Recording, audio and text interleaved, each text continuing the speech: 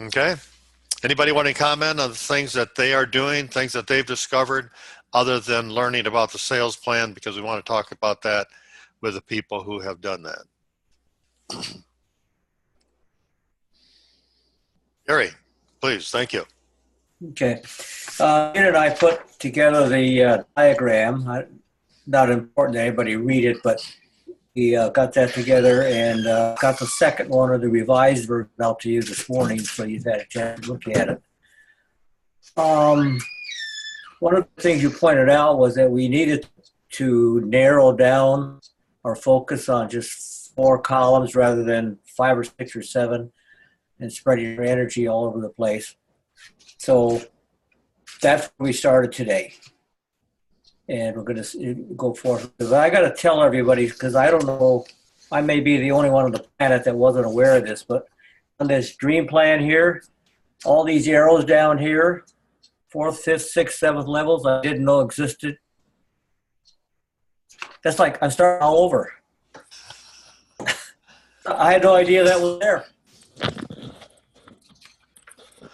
Very good. It changes my resolve, and it gives me a reason to get back and share it with people, because if they're looking at like an Amway layout or a Essential Oils layout, they don't have anything like this. So I can go back to even old people and say, look at what I just discovered. Very good. Very good. You might like to know about it. Yeah. Thank you, Gary. Maggie said she's back on, and can we hear you, Maggie, to tell the story? I'd really appreciate that. Or you say your speaker isn't working or your mic isn't working. Okay. Next week. Next week. Does anybody else have anything to share other than the sales plan that we're going to talk about that, but things that you're doing in your business or one-on-ones you've done, 3-ways you've done? What are you doing to get things going in your business? Anybody else want to comment? I would. Oh yeah, thanks, Michelle. Yeah, Rob and I have spent quite a few days going out. We're trying to get as many people to come to our event on the 15th.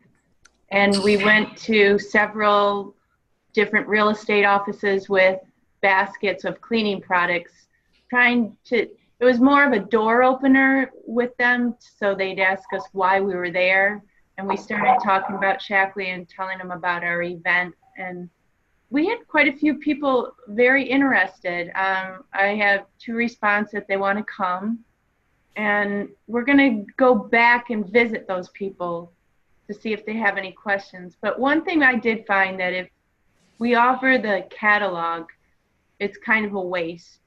I think it needs to be explained instead of just handing someone a catalog that they look through. So I don't know what your feeling is on that, but yeah, whatever. Sure. Now, you have a Rob, is it your sister that's a real estate person, and she's looking to help you get people to understand that would be a great gift to give to people? Yeah, it turned out my sister mentioned, why don't you, make these broker gifts? So we, instead of a bottle of wine or champagne, give them the gift that keeps giving back. So we felt that, that just a real introduction and pretty much just a little above our cost, just to get people, make them aware, because, it's an awareness thing here. I haven't seen a lot of people in our neck of the woods that have, even heard of Shackley, which I'm excited about. But it gives us an opportunity just to cold call into realtors around Long Island and invite them to our event. We gave somebody had mentioned on one of the calls, the 3-minute vision from Roger Barnett. So I was excited about that. So a video we attached to an email after we met with them. So we're really going back and forth to the same, ground level work and speaking to brokers and opening up doors, shaking the trees. Excellent. Excellent. Thank you, Rob and Michelle. Anybody else want to comment on things that you are doing currently in Shackley in the last week?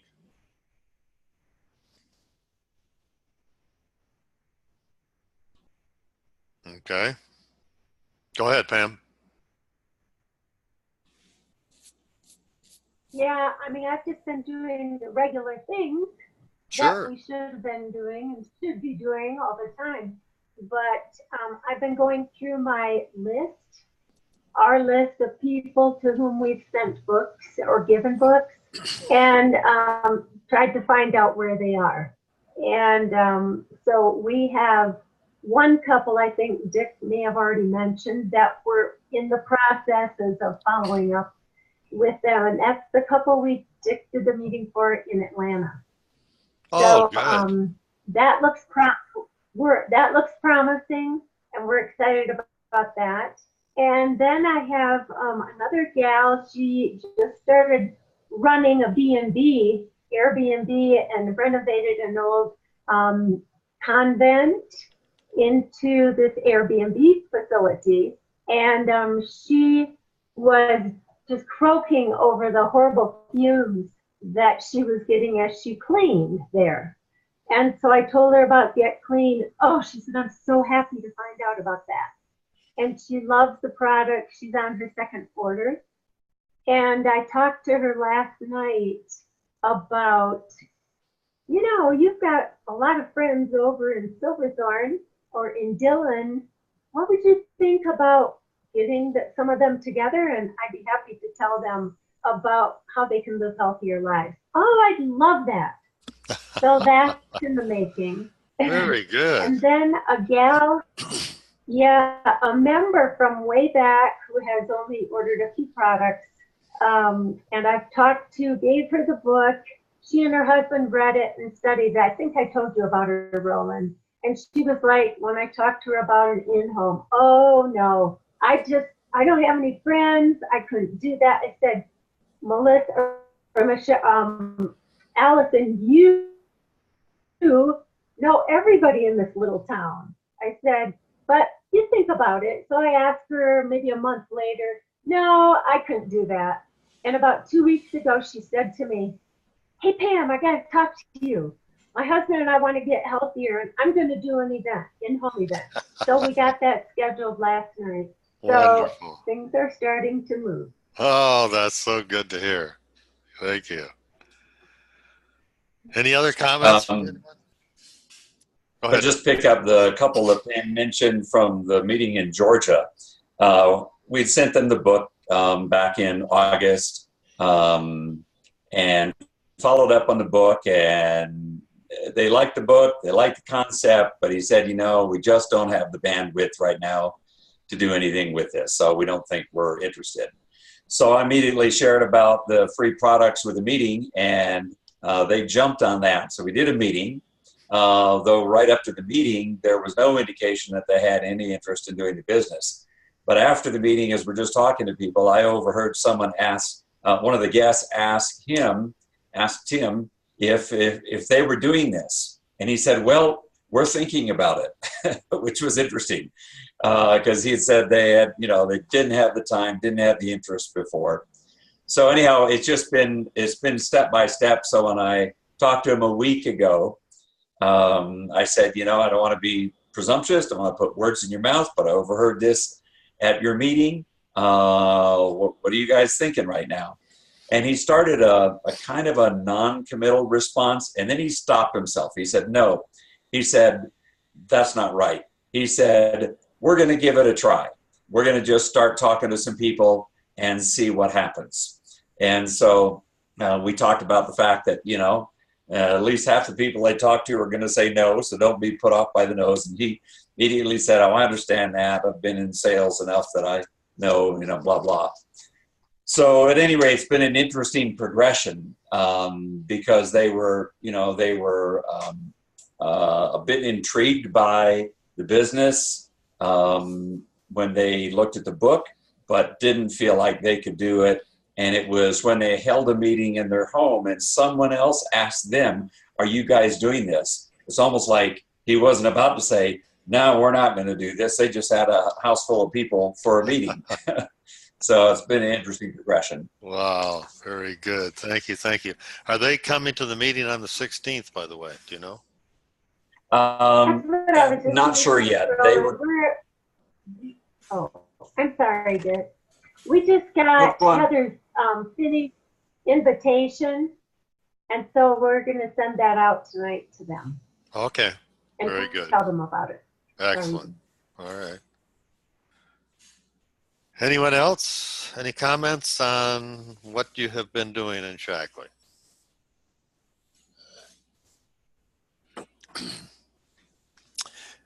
Well, I want to thank those people who have sent me the diagram of what the group is going to look like to make 100,000. They've been working on it, and I would like you to comment, and Gary, if you want to even comment any further, things that you're discovering, and I believe there is discovery every time you figure that thing out, and every time you butt your head on it and say, wait a minute, what does this mean? But I feel it's vitally important to understand the sales plan. I can remember many years ago, Al Hagerman would have a meeting all day Saturday, a leadership meeting all day Saturday. People would sit around these round tables, and maybe 8 at a table, and he would be up in front of the room, and he would do what he called the 7-minute sales plan, 7 or 8 minute sales plan. Then everybody at the table would take turns doing the 7 or 8 minute sales plan with everybody else sitting there. And then one person from each table, and there might be 10 or 20 tables, would get up in front of the room and give the presentation, the same thing to everybody.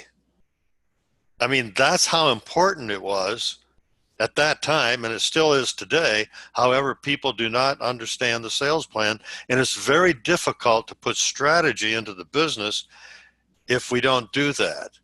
Because the goal is that for those of you who are interested and the timing is right, make out that diagram of what the business is going to look like when you're making 100,000. Don't put any timetable on it at this point, but just so you understand the percentages, how much first level, second level, third level, and so on, and send it to me, and we'll talk about it. And that is the step in getting towards the $100,000 club. You want to be in it because it's going to be a lot of fun, and we're going to have businesses move ahead. But on these Zooms, I want to be able to take someone who has completed the diagram of the group, and we'll put it on the screen so we can discuss that plan and how to really make it work. Because there's just some things that some people are not aware of. I know I was talking to Andre Enriquez, I don't think he's on, but he's in the process of diagramming one. And sometimes we just go too shallow. We don't put the depth in. We may go 3 levels down of directors. So there are a lot of little things that are important to understand. The other thing is, as I was telling somebody the other day, as a leader, you must, not to inform people, but you must be aware of the 50% rule, so you don't have them getting blocked up down the road and saying, how did this happen? So you're the one to do that and figure out how they will be avoiding that 50% rule. And so those are some of the things that we're going to talk about, not on this Zoom so much tonight, but I do want to talk about how people must address the elephant in the room. Many people are reluctant to. And there is a process to go through with somebody, because if they have an elephant blocking them, what good does it do to talk about all the things that they could do in the business when they have lack of confidence, period? Or they're super afraid. What good does it do? And so we must learn how to address the elephant in the room. That's what a good coach does. How do you find out what the elephant is, and how do you address it? So who wants to talk about the diagram that they have been working on and things that you have come up with? I don't know, Gary, if you have anything else to add. I know, Michelle, we talked the other day, things that you have discovered and going over the sales plan that you want to tell everybody.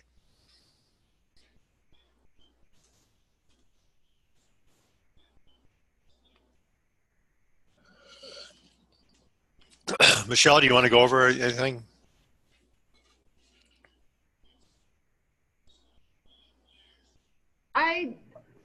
I'm becoming better acquainted with it. It's still a little confusing to me. I drew out my plan, but I can't describe it. If someone asked me to teach someone else, I don't think I could right at this moment describe how to do it. I actually went over the 100,000, so I have to get back down to 100,000. Like when I was planning my group. So, and then I got to a point where I have questions now again. Good. Well, that's important because then we get on the phone and we'll try and to I answer want those to questions. bring it up with everyone else who understands it. Well, one thing I want to mention, Michelle, to understand the sales plan is not to understand it to explain it to anybody else, unless they are well into the business and they're saying they want to be a part of the $100,000 club and they really want to have a good business. It's not to explain. It's only going to confuse them, because when it comes to the business, the number one thing is you love what you're doing in Shackley and helping other people, and you're coachable. Because as a coach, I'm not going to tell anybody everything that I feel is important. Okay. Or I think is important, but it's not important for them. They don't understand about building in depth. And that's something that I don't discuss with people. The first step, like I talked to a guy the other day who has been trying to present Shackley, but his language is not right. And so we talked on the phone. 20 minutes I spent talking about the philosophy. He has been 4 years thinking about possibly doing Shackley, saying I will, but never really got started with it. And after talking about the philosophy, telling the stories, he said, I really feel good about that. And he said, what I'd like to do is to get a good presentation that I can present to people. And this is where the coaching comes in. I said, no, you're not going to get one. And you do not present Shackley to anybody. You must set up a 3-way call so you hear how we communicate, period. And so you want to take people a step at a time, and just because he asked for a presentation saying, well, maybe you could do this, maybe you could show the video, maybe, no. If people don't learn how to communicate, then we can't go on to the next step. So as a coach, it's very, very important to say, this is what we do next. And if that person cannot set up a 3-way, then there's no point in trying to get them to understand anything else, because the communication is what's hurting a lot of businesses. I have talked about Simon Sinek. I've talked about the philosophy and how people will follow you because of your belief. And I have told the story a number of times, and I believe on this Zoom, of how 3 miles away is a Lowe's and 7 miles away is a Home Depot. But I'd rather go to the Home Depot because when I walk in the door, I'm a king. I'm treated so much differently than I am at Lowe's. And what do you think is going on right now? Lowe's is selling a bunch of their locations. They're losing money. Home Depot just had a split in their stock. Now they both have tools. They both have sandpaper, whatever you're looking for. It's not unique at Home Depot. But why is one successful? Walk in the door and you'll figure it out. It has nothing to do with all the knowledge and everything else. It has to do with how people make you feel. And if I'm apprehensive about doing Shackley, or I'm afraid I'm not getting it right or whatever, people pick that up. They will pick up also that I have a heart for making a difference. That's what's so important. So Shanna, I know you've been working on any discoveries or things that you feel is good to comment on? So many things. I was sharing about the difference between, I had two in-homes, and the first one, I gave way too many facts and details. And the second one, I thought I don't want to feel like that again. So the second one, I told a lot more stories. And I said I think I had 4 members, 3 members and a preferred member. But just sitting back and looking at it, it just felt so right. It felt so good. And when you really put the passion into it, it's like, I know intrinsically I really want to help people, and I really want to make this business grow for several reasons. And how do I get that across? And so, I really slowed down the pace of things, and I really shared quite a few more stories. So that to me was big and huge. And as far as the business plan goes, I'm not sure how much you want me to talk about it, but I tried to sit down, and my mom was here, and I'm trying to get my mom into the business. She's an RN, and whenever she comes to a party, sometimes I feel like my mom talks more than I do. And I'm like, see, Mom, you've got this. But anyway, that's another story. So we're trying to sit and figure out this, the business model. And I think I know it a little bit better than I thought I did. But what I'm seeing between, people who are really making it work and the people who aren't, I'm trying to study what they do versus the other ones who don't. And it's like they understand the working in depth piece. Whereas, you can get a whole bunch of members, and you can get a whole bunch of PV, and you can have a whole bunch of parties, but that's really not going to help your business grow. So those aha moments for me were big. And I was just talking to Roland the other day about, I had a complete misconception on what a skincare was. I'm thinking, okay, a skincare, we have the skincare, and I try to sell skincare. And he's like, no, we're not necessarily trying to sell skincare. We're trying to get to know people. It's a more, it's a smaller situation. And so when we offer, something for them to have their friends over just to share the skincare, we're really getting to know people. But while they're trying on certain things, we're going to show them the writing skills. It's almost like you're having your in-home. It's just smaller. And we're not inviting everyone. We might invite, our favorite 3 people or our favorite 4 people, and we're really getting to know them. And while you're doing that, you're finding out their needs. You're finding out the grandkids' needs. You're finding out, do you have nieces and nephews and friends? Get out. They have migraines too. And the language is so important. It's so important. And I didn't realize how important it was until I started using it. And when I started using it, I think I started to see more. Well, not I think, I saw more results, because that's what came of my second in-home. I just kind of switched everything around. So that language piece for me is it's a constant battle. I'm very type A. I want to go, go, go, go, go. And to sit back and relax a little bit and meet people where they are, for me, is big. So lots of different things, and just building that depth and getting those legs really strong, so you can prevent, reverting in the future. And I think the last thing that is an aha moment for me is you can never spend too much time finding out people's wants and asking them questions, and to find out where their mindset is and if they're ready to go, to make sure that you are spending your time in the right place. And it's okay, and I never did this before, it's okay to tell people where you are going. And I never did that before.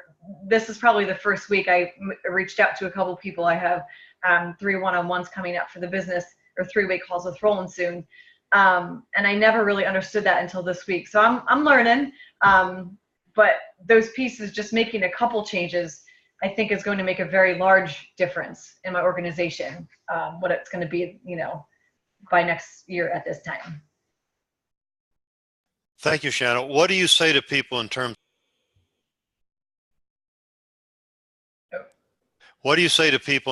of what you say as to where you're going? How do you say it, and what do you say?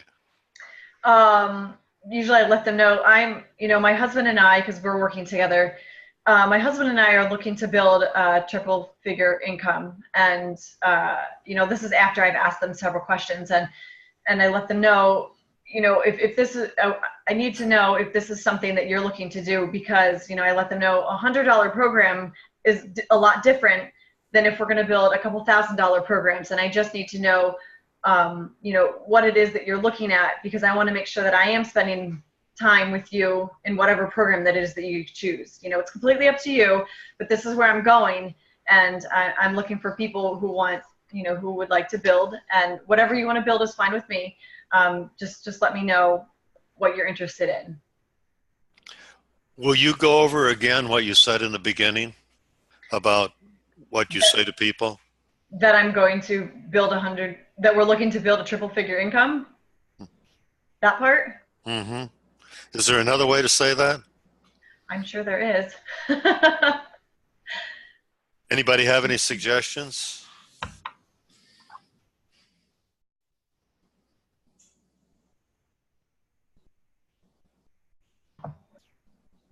That I put it in the wrong tense. I'm always guessing about what I did wrong. We are going to build a triple figure income. I'm saying it wrong. You're going to have to correct me. Okay, that's very good what you're doing. To make it better, instead of saying we are looking to, or what'd you say, we're going to? I'm not sure. I think I said we Does are. anybody remember what she said, how that? We'd like to? No, it wasn't like to. Well, many times people, Looking. pardon? Yeah, that's right. You're looking to. We're looking to build or to have $100,000 a year income. Looking to is not the same as saying we're going to. That makes a huge, huge difference. I'm looking to going to Florida next winter. People will say, well, that's good. If I say I'm going to Florida next winter, you know what they ask me? Where are you going in Florida? Because now they believe me. They really don't believe me when I say I'm looking to. A lot of people find it, this is very interesting. Since doing this, a lot of people find it very difficult to say we're going to or I'm going to. They're saying I'd like to, we're working towards. That's another one that comes up all the time. Well, what I'm doing is working towards becoming a master coordinator. I'm working towards making an extra 100,000. The majority of the people cannot say I'm going to. That says volumes. So it means we must work on our belief. Go ahead. Any reason not to just say I'm building a $100,000 income? You may only be at 50,000 right now, but you're on your way to building a $100,000 income or whatever it is. Rather than I'm going to build, even just I'm building, I'm doing this, I'm becoming a master, or I'm becoming a key, or I'm building a six-figure income, or whatever. Right. Building is stronger than saying I'm becoming a key. I'm building is very positive. If we said I'm working at building, of course, that's not strong. But I'm building. I'm building an organization. I'm building a career. I am is very powerful when you say I am. These little things are what's going to happen when you get into the process of this, as you get into wanting to be in this club and you learn these various things, you're going to pick up things that you probably didn't pick up before in what people were saying. And like I talked to a couple this evening and I said, you're not addressing the monkey in the room. You're not addressing the elephant in the room because you're going around the mulberry bush. It's very, very simple, and it makes it very simple if you address the issues tactfully. And most people are not. They're not. What are you thinking, Steve? I can see you're thinking. Well, you talked about I am, and that's right where I was. I was going to jump in on I am building.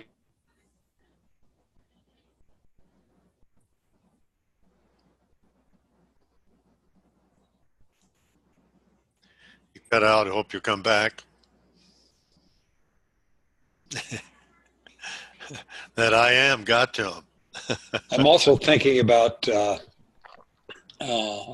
mission. What did you say, Steve? Because you cut out there for about 10 seconds. Oh, I was going to say there's a video on Netflix called I Am. I highly suggest that if you don't believe us on this, how powerful I Am is, take a look at that video. It's very strong, very strong. I was also thinking about the mission aspect of what we've been talking about. And it's funny, part of it is when you start thinking about it, it comes about. I just started reading a book by Phil Jackson. And if you don't know who Phil Jackson is, he was a pretty successful basketball coach. And he's got a book called Hoops. It's been out for quite a while. But it's not just about basketball. It's about being a winner and being successful. And the things he talks about works in our business just as well as it does as in basketball. And the first thing he talks about is a mission and being on a mission and working together as a team. And without having the mission, the team doesn't work. And without the team, nothing works. And so Wow. That's kind of what I was thinking about. Wow, that's pretty powerful. I think it's very interesting, especially if you're into sports at all, to observe the coaches and how they're getting a point across to somebody, to an athlete, regardless of whether it's professional or college, it really doesn't matter. It's all about, we must learn how to be good coaches. That is a must. And that's going to happen. This is what we're going to work on. How are you a good coach? Very important. Any other, excuse me, any other comments on the diagram of what the group looks like? This, if you're interested, is the next step after you've decided if you're really a part of this mission. Then send a diagram of the group and I'll call you back and we'll talk about it. One other thing, Roland, when I put together my diagram, I didn't put in, I put in the regular pieces of the business, but I didn't include fast track in my $100,000. What's your opinion on that? That's a very good question. For myself, I'm not talking about fast track at all. How about you? No, I don't talk about fast track either. I'm a nuts and bolts guy. Basically, to me, $100,000 income comes from differential and your bonus check, and what's directly involved with that. Everything else to me is gravy. And if it happens, fantastic. But you can get so spread out on all these different things. My opinion is you've got to have some nuts and bolts to concentrate on. And the nuts and bolts are, what's your PV, what's your PGV, what's your OGV, and how do you get that? And from that, where do you start getting your bonuses from your directors and your whoever is downline from you, and fast track, hey, that's great, but the only people I've personally been able to make money on fast track from is myself. Yeah, for those of you who may not be into fast track, it's the reason, well, first of all, it's a designated amount of time you must be at a certain point in the business and you get extra money over and above what the bonuses are, which is very nice. But what I've found is that people start putting pressure on possible customers or customers trying to advance to get that extra money. And then it backfires. So if it happens, like you said, fantastic. People will say, where did this money come from? There's an extra $1,000 a month. What's happened? Well, I'll explain it to you, but don't worry about it. That's what I'm doing. That's my approach. Maybe you have a different idea on that, but there's some people in Shackley who just really, really campaign on the fast track. But I think we lose a lot of people. When I look back at when we were promoting Fast Track to our downline. If I had to be honest, what I was doing was promoting something that was going to benefit me, not benefit them. And in all honesty, that wasn't the right thing to do. Mm-hmm. Very true. Let's talk for a minute about one aspect of coaching, and I'm thinking of it because I talked to a couple this evening about it. Excuse me. But when you're setting up an in-home, what do you say to that person who's hosting in terms of what they should say to set up the in-home and to invite people? What are you saying?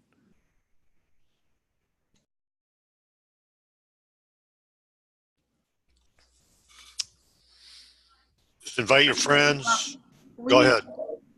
We have been saying, like, asking the people what they are doing on the day of the event, and then would they help us out? It would mean a lot to us if they were to come and support us. And that works well with our close friends. That's very good. That's very good. There's nothing wrong with saying to people, would you help us out? But establishing the date first. I talked to somebody who said somebody had a number of people coming and a lot of people didn't show up. And I said, you must check with that person to find out exactly what they said. Now, to do that is to ask them, will you pick one person that you talked to and invited? Because I want them to go back to that event, to that phone call, so that way they will basically repeat to you in the same voice tone that they did with that person. In other words, did you invite people? Did you say this and this and this?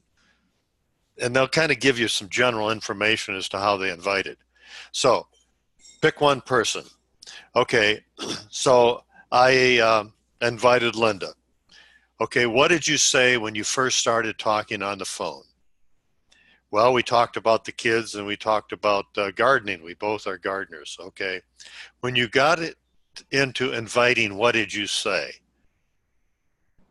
Exactly what you said. And then what did they say? What did you say? What did they say? I have said that before many times, but I don't think people realize the importance of it, because you must, as a coach, find out exactly what they said. And most people, and I said, I'll put money on this one. They invited all those people and had all those people saying, yeah, we'll probably come, and didn't show up. I said they did not invite the right way. And what most people do, they invite people first to this great event that they're going to have and hope you can come, and they do not find out if the person is free first. And they just don't say it right. They don't have the right voice tone, because you want to hear for the voice tone as well. And so that's why going over this, take 10 minutes going over how to invite people. Getting them to understand it's like inviting people to a special dinner that you're having. It costs $30 a plate, and you just don't invite people and then find out if they're free Saturday evening. You say, can I ask you something? What are you doing Saturday evening? How fast are they saying it? Their voice tone, the sense of importance. Those things are incredibly important. That's why you must find out exactly how they are saying it. So letting them understand that if you're inviting these people for a special dinner and they say they're free, say, fantastic. That's a pat on the back. At 7 o'clock, we're having hors d'oeuvres. We're eating at 7:30. Would you guys come? It'd be very special. Or if you would come. That's how you'd invite people. You don't want people saying, well, yeah, I think I can come, and they don't show up, and you spent $30 a plate. And you thought the husband and wife were going to come. You're only looking for 6 people to come, and that just cost you $60. So the same thing applies when inviting people for an in-home. A little chit-chat, not much. But can I ask you something? What are you doing Friday evening? and wait for an answer. Many people do not wait for an answer. What are you doing Friday evening? Because Friday evening, you ask a question, you wait for an answer. What are you doing Friday evening? If you say that slowly, it gives it more value. Can I ask you a question? What are you doing Friday evening? No value. Can I ask you, what's going on, Shanna? Because that's me. I didn't understand, like, when you kept asking me, how are you saying this? How are you saying this? How are you saying this? I'm like, all of a sudden, what was that? Maybe 3 weeks ago, it hit me, and I was like, oh my gosh, you want to know exactly how I say it, what I'm saying, and everything. And I was like, it was a huge aha moment for me. I just, like, you know, I'm type A. I want to know the answer. Are you free? What do you got going on? You know, like, just, if you're free, just come to my house and it'll be okay. And you know, I'm gonna have snacks and and all this stuff. And I'm like, after you said that, I was like, oh my goodness. And my husband Jeremy was listening to me at the time, and he's like, yep, that's what you do. I did. I would just trudge right through it. So it's so much better now. That was me, though. That was me, 100%. Yep. Thank you. So it is important. Can I ask you, what are you doing Friday evening about 7 o'clock? And wait for an answer. And many people will say, well, nothing Friday evening. What's going on Friday evening? Oh, fantastic. Friday evening, I've got someone coming into my home who's going to be talking about better health with Shackley. And one of the things they're going to be talking about is fibromyalgia, because you know they have fibromyalgia. Would you come? Because I get credit for everybody who comes. For the person who says, oh, Friday evening, we're going to be out of town. What's going on Friday evening? Oh, I'm sorry to hear that. Friday evening, I have someone coming into my home who's going to be talking about better health with Shackley. And one of the things they're going to be talking about is migraines. Oh my gosh, I got migraines. Yeah, I figured you did.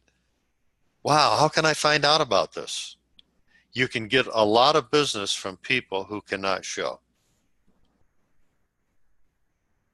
We are missing so many opportunities because all we're thinking is quickly invite people, or have the person who's inviting invite a whole bunch of people and see who can come, and it doesn't give it any value.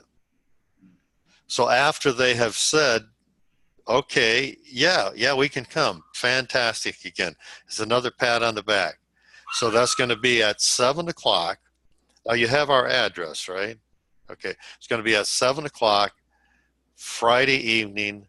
That's going to be on the 14th or whatever the date is. And so I really appreciate that you're coming. You really emphasize them coming, the date, the time, about 3 times. That gives it value. If I said, look, you get 6 people in your home, and you can only invite 9. You can only invite 9, but out of the 9, 6 have got to come. And you're going to get $10,000. Would you give it value in inviting people? And that applies to anything you want to invite them to. You got to give it value. And I'll bet you anything, you would make certain people understand what you're saying, so you would talk slower. You would put pauses in. And when they said, yeah, we could come, fantastic. Oh, man, that's one more closer to that $10,000. Oh, man, that's great. Okay, so that's going to be 7 o'clock, and you have our address, right? And I really, really, really I appreciate you for coming, because that's going to be the 14th, once again at 7 o'clock. And we're going to have a number of people here, and if you want to come a little before 7 o'clock, that's fine. That's great. You're going to give it all the value in the world for that person coming. So therefore, if I'm coaching someone and they're inviting people, I better spend 10 minutes helping them to understand not only what they say, but how they say it. Because I will guarantee you, if they have a bunch of people who said, yes, yeah, we can probably come, and they don't show up, they did not invite them with value. So this is a very, very important thing to also understand as a coach. When someone says, yes, okay, yes, we can talk next week. Okay, so that's going to be Tuesday. This is right. It's going to be Tuesday on the 14th. That's at 2 o'clock, right? Okay, so am I to call you or are you going to call me? That's on the 14th, Tuesday. Well, I will call you. Okay, I will write this on the date book that you will be calling me on the 14th at 2 o'clock. That's next week. You give it value. And here's why it's also so important, because especially many young people today think nothing of saying, I'm going to do something, they don't do it. And that will never work in this business. We're in the business of teaching people some good common courtesy, because they just, I don't know, they just don't do it. I think you're aware of that. Oh yeah, sure. Yeah, I'll call you. No call. And so as a coach, we must be able to find out from them why they didn't call tactfully and let them know it's not going to work if you're not going to be able to be punctual on things like that. I mean, this has nothing to do with the how-to. These are some basic things as coaches we must understand. And these are things that we're going to get into, because otherwise you're going to be chasing your tail and you're going to be running all over the place. Coaxing people, that's a whole other thing that we've got to talk about. Many people think coaching is where you're just coaxing people and, you know, well, that's good. And people are talking too much and they're turning everybody off. Well, that's okay. Keep talking to people. I mean, one of these days, we waste a lot of time for them and ourselves. Questions at this point of anything, but this is the direction that we're going to go, so you're welcome. If you want to be a part of what we're doing, then it's sending the diagram of the group. Then I will call you, or we can arrange a time when you would call me.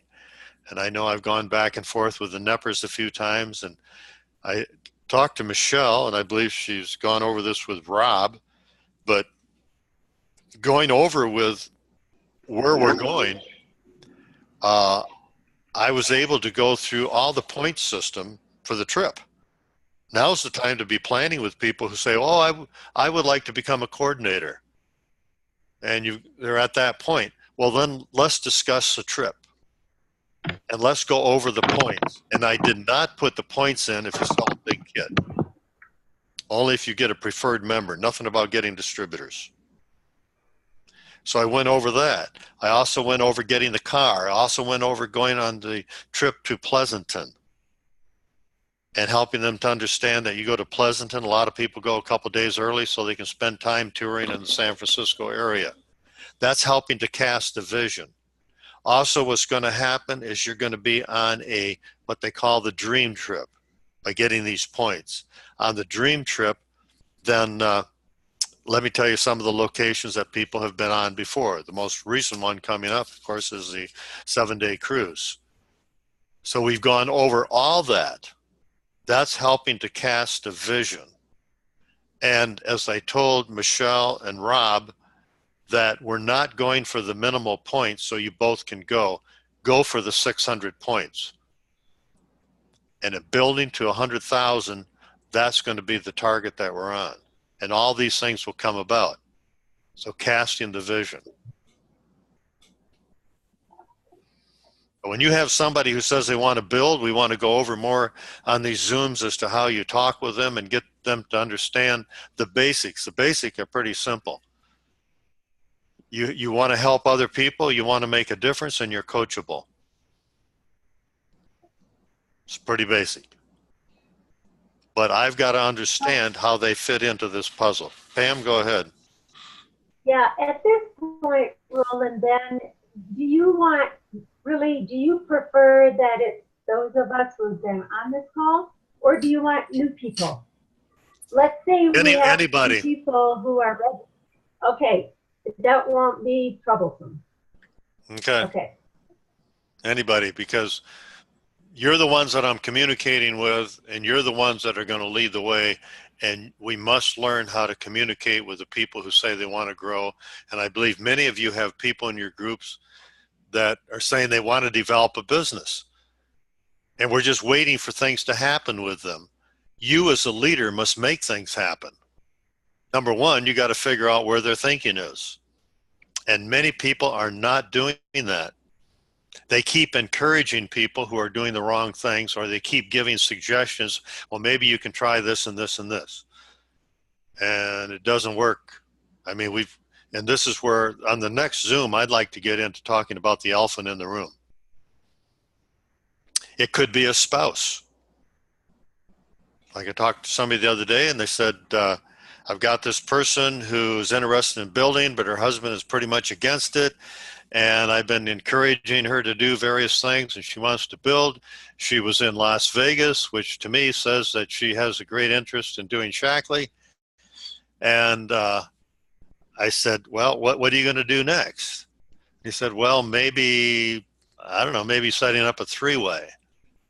And my answer was, definitely a three-way. I said, I don't care how good you get at the business.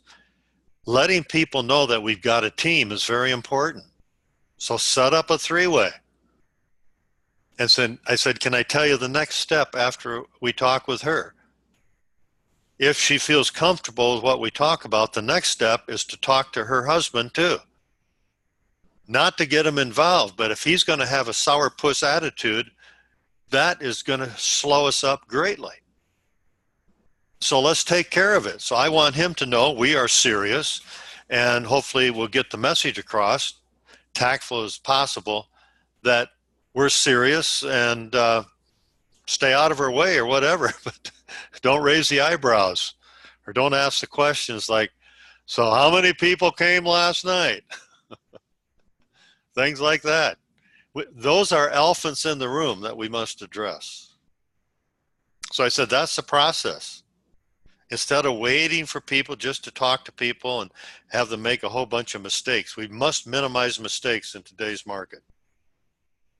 Minimize mistakes, and that's why it's so important to find out really what people are thinking, the elephant in the room, and helping them to understand how to communicate better.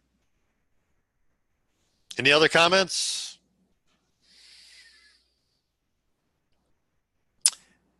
Okay, well, I want to thank you for being on. On the next call, we are going to be talking about more elephants in the room.